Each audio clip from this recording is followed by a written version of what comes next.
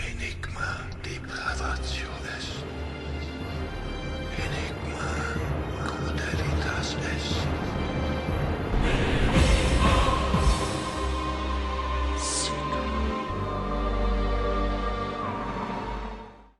Welcome back, my fellow seekers. I had a chance to visit another ancient mound site called the Waapaahsiki Siipiiwi Mounds in Fairbanks, Indiana. I have never heard of this site, and even Chuck from Sea of Apps, who died last year, doesn't seem to have a video about it. The name derives from the Miami Indians, a tribe of Native Americans who branched off the Adena culture, who had their roots to the Mississippian Mound Builder Confederation tribes. The Miami Indians of Indiana called the Wabash River the Waapaahsiki Siipiiwi, if I'm saying that right, which translates to the reflecting waters of the Wabash River, a reference to the glistening, reflecting qualities of the river bottom that in some places consisted of sandstone, and it's possible that there are megalithic sandstone tombs below the base of the mound, but not much excavation has been done on this site. Alright, my fellow seekers, so this is one of the mounds here, kind of off the beaten path. So it's a decent size. It's bigger than the little one in Cincinnati. And this is about, 40 feet. There's trees on it, so they've been kind of maintaining it, and mowing it. I think this is the mound. It's not very clear, but it sure looks conical. Adena. And it looks like it's sort of built within the natural landscaping of the forest here. So it's a little bit probably natural, but it's built on top of what's already existing, a natural ravine down here in the woods. Yeah, it'd be very interesting to know if any Atlantean giants or the remnants of their lineage is underneath this mound. It's pretty steep. Down there. It's kind of a strange, random place for a mound. There is a stream not far, so that would be their transportation. But wow, this is big. Oh, okay, this is bigger than I thought. But it might be already a natural hill, and then they just piled more on top. This is very interesting. There's nobody here. This is one of those mounds. There's also some sculptures and stuff, Native American kind of sculptures to attract people to the mound. This is very interesting. Great place for Boy Scouts to gather. It's not too far off of Interstate 70, about 30 minutes off of it. So if you guys ever want to visit, check it out. Give it some respect, of course. Yeah, these sites here, they could be over 2000 to 2000 BC. At least when it comes to the reuse of this mound, like this iteration itself may be only about 2,000 years old at the most, but there could have been a prior iteration of more of a flat top mound instead of cone shape. But this is definitely looking like it was designed for huts. At one time, I bet this was a flat top, and the chieftain huts and his family would have been on top of here. Not as big, of course, as Cahokia, but this is definitely a remnant of that culture, or a pre-culture before Cahokia. Very interesting to know if any of those claims of giants are here. We got some funny sculptures here, Bigfoot and other stuff. Yeah, check it out. According to historical records, this cultural mound site appears to date back to the late woodland era of 500 AD. At least that was the last major occupation of the site until it was abandoned. This was a ceremonial site, and the mound acted like the architectural feature for rituals and council gatherings to govern the village, which may have had a few hundred people at one time. Evidence shows that they traded with regional tribes, like the Potawatomi and the Shawnee. Today, the mound site is preserved and protected by the state for the future, while the parkland is owned by the Indiana-Michigan Power Company. The park is leased to a group of volunteers who are interested in history and memory and preservation, and I happened to run across two of them who told me a rumor. Well, what's the story here like? Okay, I know a lady firsthand, and she told me the story that there was a fella somewhere around in this area that unearthed a 10-foot giant in a mound. 10 feet. 10 feet. Skeleton. And he got it out and he had it, but it started worrying him, scaring him that he would be in trouble, number one, for digging it out of a mound, and number two, for, besides the earthly remains, the spiritual aspect of it. Yeah. So he brought it to one of the mounds, and reburied it. And I didn't ask her which mound it was, and she didn't offer to tell me which mound it was. And in this site? I can't say that. I don't know. She didn't tell me that. Maybe a lot of smaller mounds too. Oh, there's a lot of mounds up and down this river through here. Okay. Yeah, I mean, I know of about 5, not counting ours here. Were there any claims of state-sponsored archaeologists from universities coming out to find those claims of the bones? We had Indiana University archaeology people come out. Sonia Atley, it's on the signage up there. Okay. And all they were looking for was to authenticate them as actual mounds and Indian mounds, although they're not made by the modern Indians like we think of Indians. But Yeah. Were there massive excavations sponsored by the state of Indiana? No. Okay. All they did was they went around the outside of the mound. We don't allow any digging in the mound at all. They're federally protected now. What about in the 60s or 50s? Were there any cases? There was excavations in this mound when we got control of it. Okay. There was a pretty good size one right at the top. And we kind of, the soil's usually always there. It's just spread around. So we pushed it back in and did some prayers and Are there any stories of where they do believe the Civilian Conservation Corps or the federal government did come out to do massive excavations in the 30s or the 20s in this site? Not on this site. On the side across the road, the burial mound. The one over there? Yeah. Yeah, I believe John said that they actually took, John Waterman is the senior guy on this whole project. And he said that they actually took several bodies out of that mound, or bones or whatever, artifacts. Yeah. What year was that? I can't answer that. He could probably tell you that.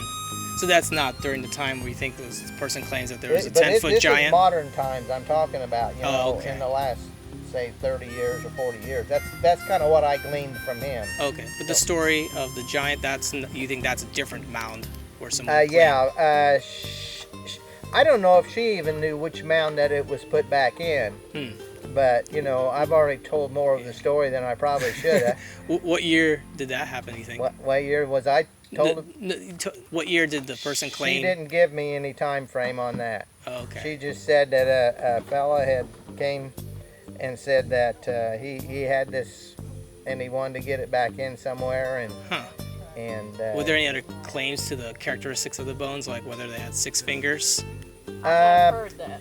No, I can't say that. She didn't tell me anything about the giant on that one. Anything like the double rows of teeth or the 6 fingers or anything on it. All those claims. Just said it was. He said it was a 10-foot. Huh. And that he buried it somewhere in this area back into a mound somewhere because he was frightened. Yeah. So you don't think since then you don't think the government came out to try to find that? Because did they go out and tell the state? Because if they do, they will seize the evidence. There's been a case in Minnesota. No, this was just a very kind of nonchalant story that she told me, and I pretty well take her as a truthful person, the one that told me. Yeah. If she was told that, then that's what she was told. Yeah. I don't think she saw it or anything, but she was. There's a show called Unearthing America, and I think it was Scott something that's the head host on it, and he claims that he found a case in Minnesota where a guy dug up a mound. It was a small mound again. It wasn't these big ones, and he found between 7 and 8 feet tall. Yeah. So it could be possible. Maybe she misunderstood the size. I mean, 10 feet seems a little exaggerated, possibly, but because based off the other legends I'm hearing, seems consistent between 7 and 8. But who knows? Yeah. So no photos, no evidence of.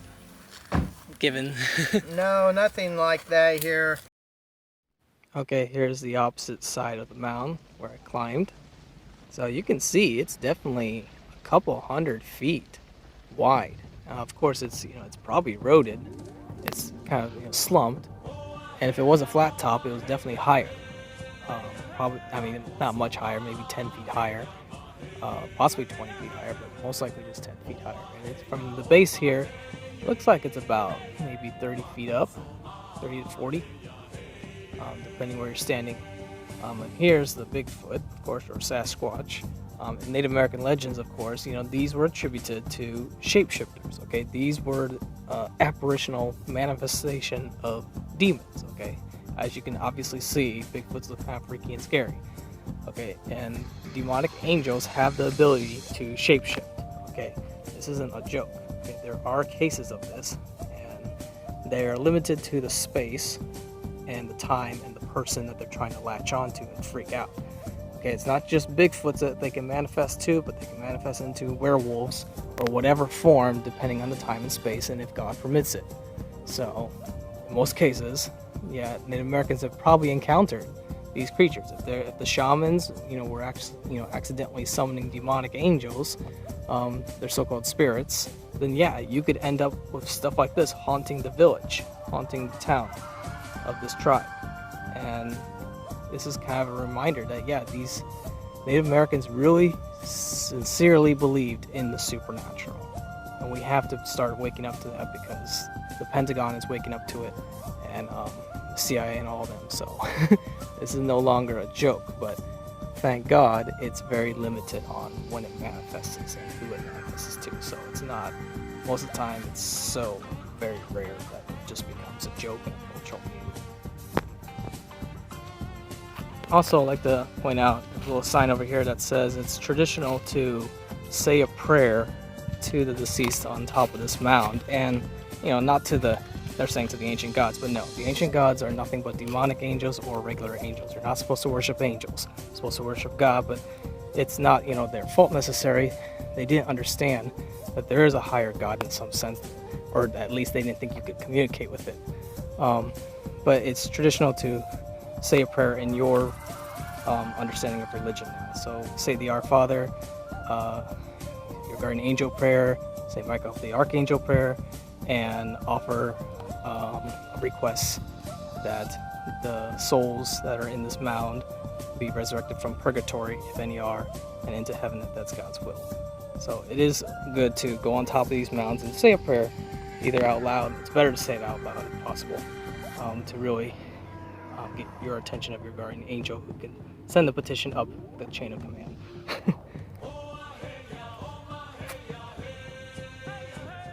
And here is a Native American cross that's been recreated with some stone.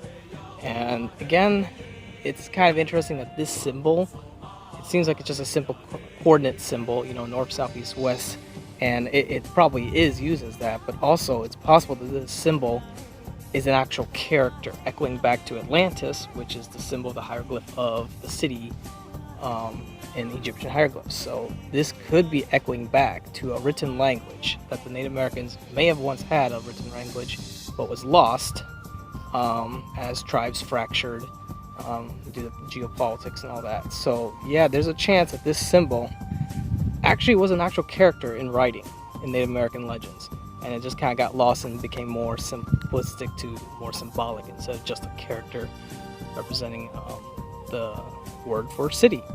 So that's very interesting. And this is the mound, as you can see. Sorry, my camera's a little shaky, I don't know why. And here's a recreation of a council circle with a gate. And this is a little misleading, I think. I think Native Americans, if you're talking about the chieftain's council ring, it would have been on top of the mound here. The mound's over here, behind these trees. And they definitely would have had a gate here. Okay, it wouldn't be this crude. Oh, they definitely would have had a larger tree stumps they would have used. And they would have interlocking carved notches to connect the gate, and it might have even had totem pole relics on it, or symbolic to their gods. So definitely it would have been far more elaborate than this. but it's completely eroded away. I'm sure it's been used for firewood as tribes, were desperate to break away from whatever culture or geopolitics that they had to deal with at the time. But yeah, they definitely would have had a council ring like this, something similar, and they probably had a large gate, and it might have been even on top of the mound at one point. There's some other things here. It's kind of tacky. Tigers, lions, or I guess they're supposed to be saber-tooth tigers, so that kind of makes sense. But there's some tacky stuff here. It's still kind of interesting. But definitely the mound here is bigger than I thought. And there's nobody here. Of course, it's a weekday, so it looks like they have events here. So this would give you an idea of how large these totem gates may have been. Now the design like this is clearly modern and more realistic and to the actual design of animals, so they would have more abstract, but definitely the Native Americans would have used full-size trees like this in 2-3 foot diameter trees and interlocked them into gates. So that would be very impressive to see. So very similar to something like this, carved together, and they would have had copper tools, so they could have done it. And they would have had pulleys and ropes, and these pulleys, these round pulleys, they probably would have been made out of wood. They carved them round, and then they would enclate them with copper, which is the philosopher's stone, the orichalcum of the Atlanteans. So they definitely would have used them. And this is probably how impressive it might have actually been. Just less realistic, but more abstract form of designs for gates or poles that had torches and stuff. So yeah, this is a nice little site actually. I recommend all of you check this out if you're in Indiana. It's near the border of Illinois and Indiana.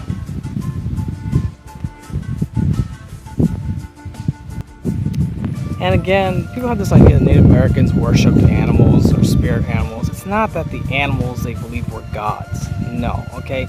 They could distinguish what was supernatural and natural. Okay, when something really is defying your basic norms of reality. So it's the eagle would symbolize, like an angel, basically. It has wings, it can fly, and it has some attributes or characteristics or personalities they associate with the animal to associate to the particular god. Okay, so that is how they're really worshiping. It's not that it's not that they think the eagle's a god, no, okay, or the bear or the buffalo, no.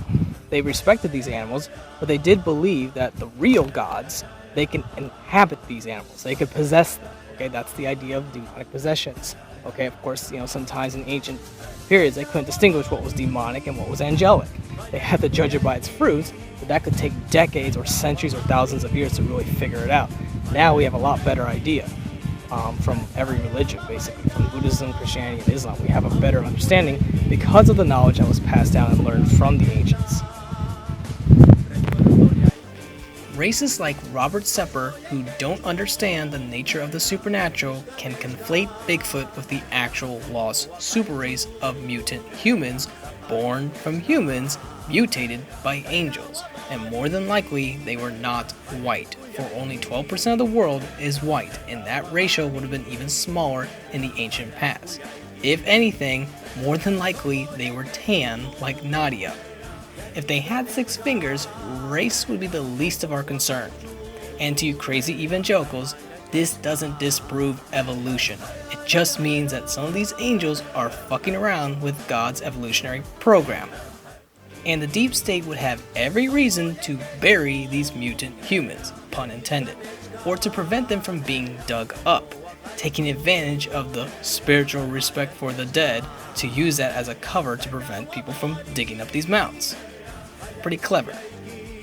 So if any of you run across these unusual skeletons in your backyard, don't fucking call your state archaeologist until you document every inch of that skeleton with a video camera and post that shit to YouTube and send it to other YouTubers who study ancient mysteries, so it can't be taken off the internet. And don't worry about angering the spirits or the FBI. Just get that shit to the internet ASAP. This is my advice to anyone who may run across this video and actually have potential evidence. I do think we need to start demanding under the Freedom of Information Act for some evidence to be declassified, just as UAPs, aka angels and demons, are starting to be declassified. This has been Enigma Seeker. Keep seeking those enigmas.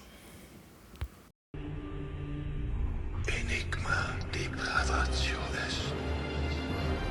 Enigma